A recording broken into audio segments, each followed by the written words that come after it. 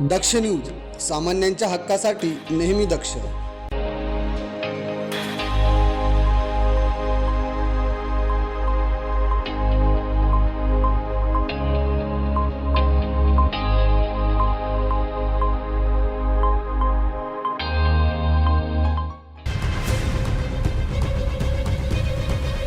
मनमाड नगरपालिकेचे नवनिर्वाचित नगराध्यक्ष योगेश पाटील यांच्याकडून शहरात सध्या मोठ्या प्रमाणात स्वच्छता मोहीम राबवली जात आहे. मात्र ही मोहीम केवळ फोटो काढण्यापुरती आणि दिखाव्यासाठीच मर्यादित असल्याचा घणाघाती आरोप राष्ट्रवादी काँग्रेसचे नेते गुरुकुमार निकाळे यांनी केलाय. नगराध्यक्ष योगेश पाटील यांच्या हनुमाननगर प्रभागातच स्वच्छतेचे धिंडवडे निघाले असून या भागातील सार्वजनिक गार्डनची अवस्था अत्यंत दयनीय झाली आहे. त्याला सध्या कचराकुंडीचं स्वरूप प्राप्त झालं आहे. ज्या लोकप्रतिनिधीला आपल्या स्वतःच्या प्रभागातील गार्डनची निगा राखता येत नाही त्यांनी संपूर्ण शहराच्या स्वच्छतेचा दावा करणं हास्यास्पद असल्याचं त्यांनी म्हटलंय.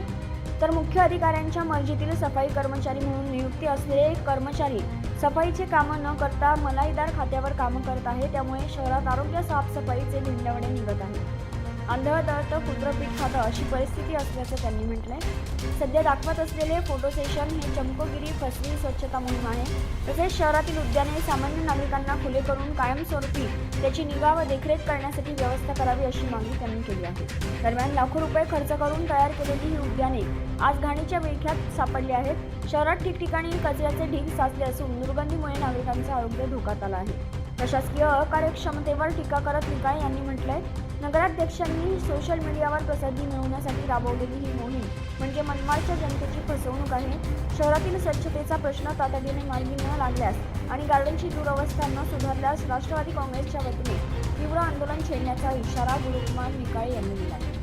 मनमाड शहराचे प्रथम नागरिक योगेश भाऊ पाटील हे निवडून आल्यानंतर मनमाड शहरामध्ये स्वच्छता मोहिमेच्या नावाखाली जो सपाटा लावलेला आहे ते बघत असताना बबलू भाऊ ज्या वार्डातून निवडून यायचे त्या वार्डामधील हे जे गार्डन आहे तुम्ही बघू शकता. या गार्डनची अतिशय कचराकुंडीपेक्षाही वाईट अवस्था झाली. या ठिकाणी राहणाऱ्या नागरिकांच्या आरोग्याचा धोका निर्माण झाला आहे.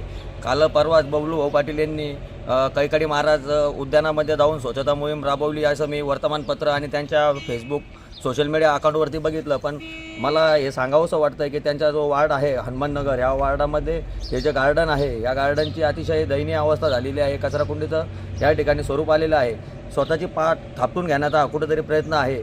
त्यामुळं नगरपालिकेमध्ये स्वच्छता कर्मचारी जे आहे आरोग्य कर्मचारी आहे हे मोठ्या प्रमाणात भरती केली जाते. पण ते आरोग्य कर्मचारी फक्त अधिकाऱ्याच्या मर्जीतले असल्यामुळं त्यांना ऑफिसमध्ये ठेवून घेतलं जातं. त्यामुळे मनमाड शहरातील आरोग्य व्यवस्था ही कोलमडलेली आहे. त्यामुळं कुठल्याही कर्मचाऱ्याला पाठीशी घालू नये व नगराध्यक्षांना विनंती आहे की हे जे गार्डन आहे या गार्डनमध्ये स्वच्छता मोहीम व्यापक स्वरूपात राबवून सदर गार्डन हे स्थानिक नागरिकांना खुले करून द्यावे व कैकाडी महाराज उद्यान जे आहे हे मनमाड शहरामध्ये आहे हे बऱ्याच नागरिकांना माहिती नाही. त्या गार्डनची नुसती स्वच्छता मोहीम करण्यापेक्षा ते गार्डनसुद्धा सामान्य नागरिकांसाठी खुले करून द्यावे.